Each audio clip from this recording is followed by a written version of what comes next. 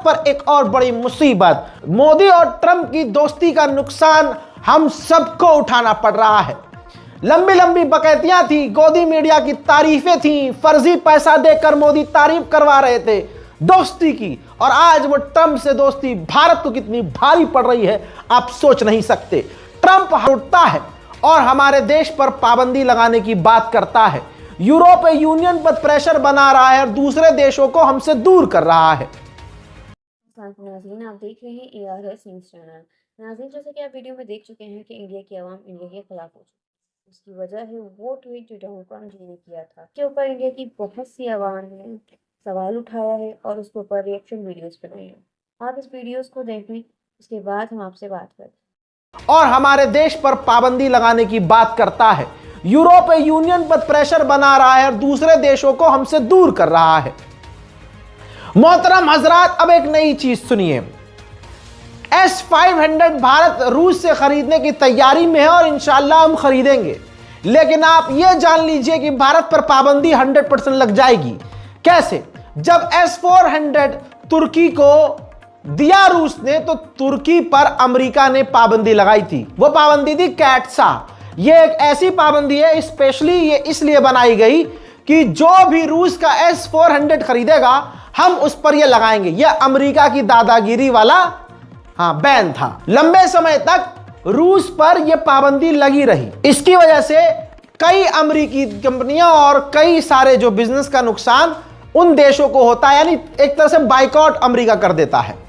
अब आपको बता दूं कि यही जो कैटसा है पाबंदी, S-500 जो भारत खरीदने की तैयारी में है, अगर भारत खरीदने की तरफ आगे बढ़ता है तो यही पाबंदी भारत पर लगेगी, जो कि तगड़ा नुकसान देगी। यह है मोदी का दोस्त।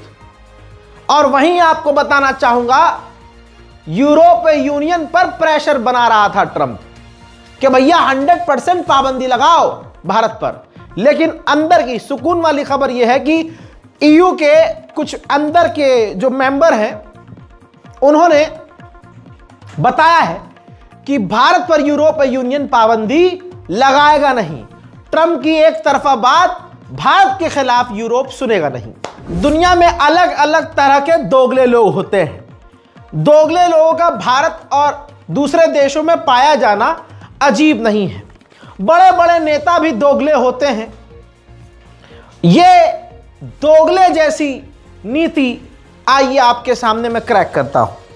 एक तरफ यूरोप पर, अभी परसों की खबर है, यूरोप पर प्रेशर बना रहा था ट्रंप कि भारत पर 100% टैरिफ लगाओ, खुद 50% टैरिफ लगा रहा है, भारत के विरोध में बातें बोल रहा है। ट्रंप का नेता जहर उगल रहा है, रोज जहर उगल रहा है।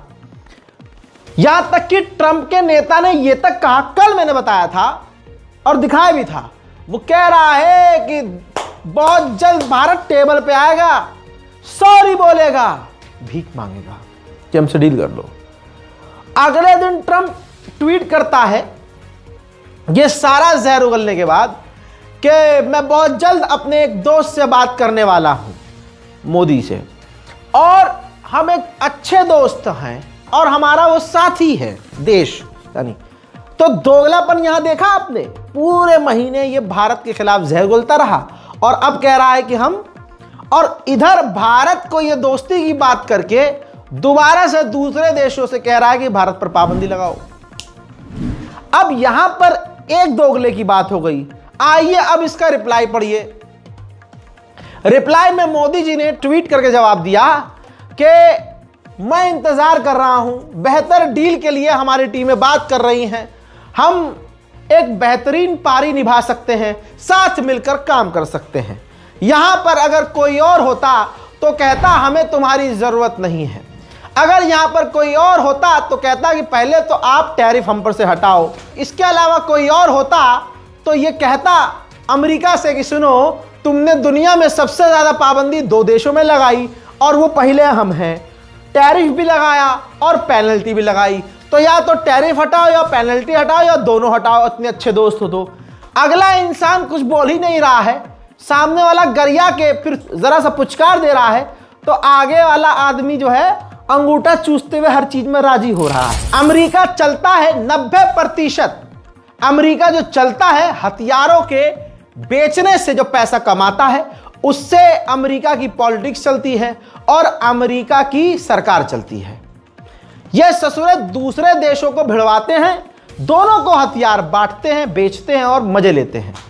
अब देखिए, भारत पर जहर उगलने के बाद यह रही रिपोर्ट, अमेरिका एक टीम भेजने वाला है कि भारत को अपने P-8 सर्विलेंस एयरक्राफ्ट और भी बेचे जाएं। अब एज अ इंडियन आपको क्या लगता है, हमको क्या अमेरिका से ये हथियार, ये एयरक्राफ्ट खरीदने चाहिए, या फिर हमारे पास जब उससे बेहतर ऑप्शन रशिया है या फ्रांस है उससे डील करनी चाहिए? उधर मोदी जी चाइना जाकर इलेक्ट्रॉनिक व्हीकल BYD कार की कंपनी, वो भारत की मार्केट में घुसने को तैयार है। अब सीधी बात जान लो, चाइना का माल सस्ता और देखने में बहुत बढ़िया, BYD की गाड़ी अगर भारत में आएगी, ऊपर से वो इलेक्ट्रिक है, तो इससे जो भारत की दूसरी खुद की कंपनियां हैं भारत की, उसको सीधा नुकसान होगा कि नहीं होगा? अब कोई मोदी जी से पूछे, वो मोदी जी एक कबूतर निकाला था आपने अपनी टोपी में से, उसको नाम दिया था आपने आत्मनिर्भर, कहां गया वो? अब सुनिए, मोदी जी पुचकार के आ गए, सब कुछ नॉर्मल करने की तैयारी में हैं, हम तैयारी में हैं नॉर्मल करने की। दूसरी तरफ यही मोदी सरकार चाइना से रेयर अर्थ मिनरल लेने के बजाय म्यांमार के जो रेबल्स हैं उनसे इंपोर्ट करना, उनसे लेना चाहते हैं कि चीन से लेना ना पड़े। अरे भाई, अपना स्टैंड तो क्लियर कर लो कि तुम चीन के साथ हो कि नहीं।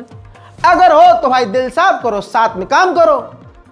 अब ये क्या चीन को पता नहीं चलेगा कि तुम उसका रेयर अर्थ मिनरल छोड़ के तुम किसी और से ले रहे हो? ये है विदेश नीति हमारी, समझ में नहीं आ रही भाई मेरे। और विदेश नीति का डंका तो सारी दुनिया में बज रहा है। आपको पता है 2025 के अंदर ही भारत के 80% स्टूडेंट्स का वीजा रद्द कर दिया है कनाडा ने।